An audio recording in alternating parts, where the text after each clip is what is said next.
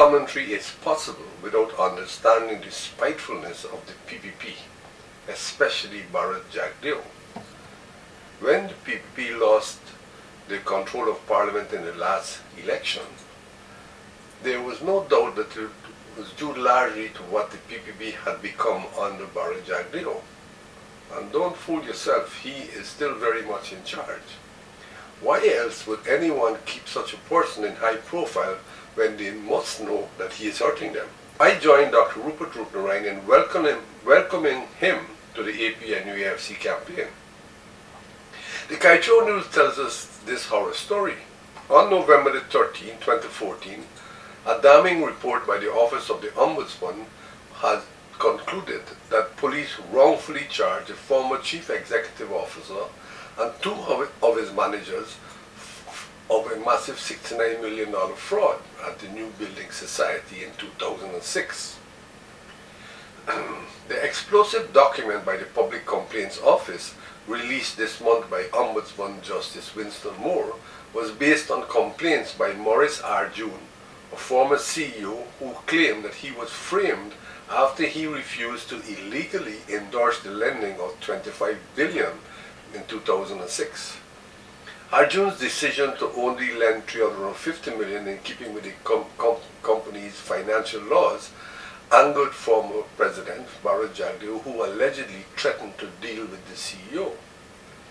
The Ombudsman report questioned the role that the Director of Public Prosecution, Shalimar Ali Haq, and her husband, Sheikh Ul Haq, played in the investigations. The report also questioned the police over missing key exhibits and failure to follow up obvious questions. The report also called for the case to be reopened. I myself was sued by the New Building Society for saying in a commentary that the MBS aired on the 22nd of 2009 that, quote, a few of the shenanigans identified by Christopher Ram, including the fact that when financing for the Berbice Bridge was first sought, the head of the privatization unit approached NBS to invest $2 billion in the project. The board of NBS, however, declined to invest the $2 billion and instead invested only $350 million. Since then, there was a reshuffling of the NBS board. Apparently, they made the mistake of thinking that they were there to protect the investments of you, the citizens of this country, and not risk your money on shaky investments which the IDB had designated as not economically viable, and so did not lend the government the money to build the Berbice Bridge.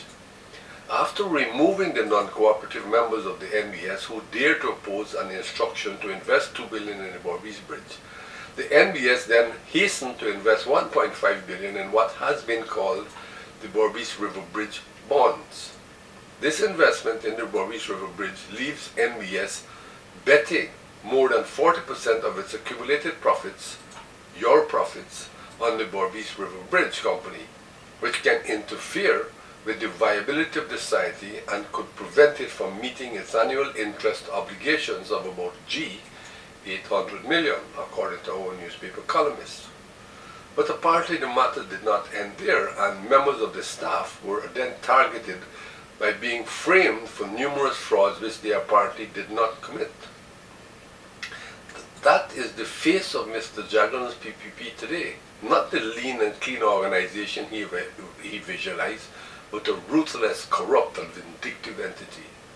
So the Ombudsman has ruled, but I am not sure where the matter now stands, since also targeted in his report of criticism is our DPP Ali Haq and her husband Sheikh Ali Haq for the role they played in the matter. What we do know is that Jagdeo terrorized this poor man Arjun from 2007 until 2010, and these are Mr. Arjun's own words to the Ombudsman Moore. On June 1st, 2007, two managers and I were deliberately and maliciously charged for an alleged fraud which the police and the Director of Public Prosecutions, as well as the Board of Directors of NBS, knew we did not commit, and which was also confirmed by 7 investigators at the NBS. After 3 years of blatant delays in the criminal court and without providing a shred of evidence of any wrongdoing, my case was finally dismissed. and that of the managers a year later, despite the fact that the DPP had stated in a letter to the board that she had strong and compelling evidence against us. This totally untrue statement was subsequently repeated by the DPP to the Chancellor acting. Ladies and gentlemen, these people have the effrontery to tell us that in the bad old days of Bonham there was victimization. I don't recall there ever being anything like this then. I know that I was personally targeted for victimization and it was bad. And in the process I lost my business. But hopefully on the 11th of May 2015, Mr. Arjun and I will finally see justice done.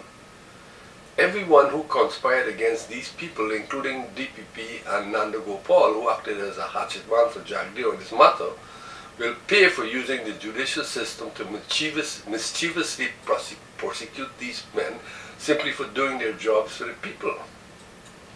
Today, the 19th of April 2015, I read in the newspapers that the local entity, including NIS and NBS, which were forced to invest in the Boris River Bridge, are now all in a perilous situation, since the bridge company is an economic disaster, just as the rest of Guyana is.